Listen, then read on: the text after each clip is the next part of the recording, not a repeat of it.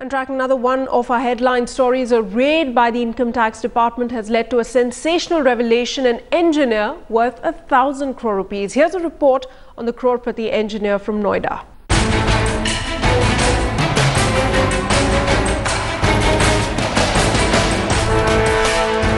His worth 1,000 crore. 2 dozen bank accounts and lockers. More than 40 shell companies. And about 20 houses and apartments.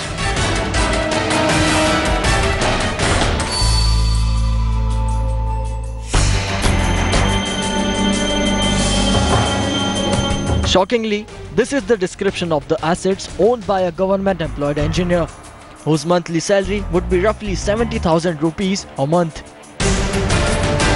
This is collective wealth of Yadav Singh, a chief engineer with the Noida Authority.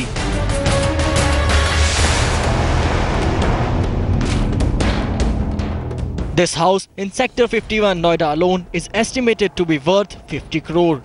3 stories, a swimming pool, a private lift, the works. Its maintenance and upkeep alone cost a small fortune. Yadav Singh lorded over 3 authorities. So brazen was he that he had no qualms in being seen driven around in a chauffeur-driven BMW. Not just that, this public park in front of his house has been completely taken over by Yadav Singh, with even a generator parked in the park that caters to his palace. It's not as if Yadav Singh was under the radar.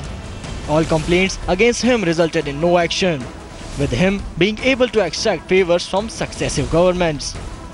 He hid his money in a string of shell companies and used his official powers to even allot government land to these companies. He would then sell these shell companies and be paid for the real estate and other assets. In August 2014, the IT department came close to raiding him, but for some reason had to beat a retreat. Headlines Today has learned that there are several Yadav Singhs still feeding and thriving off a lax system. Those in the know don't want to speak up because of the pressure from the top.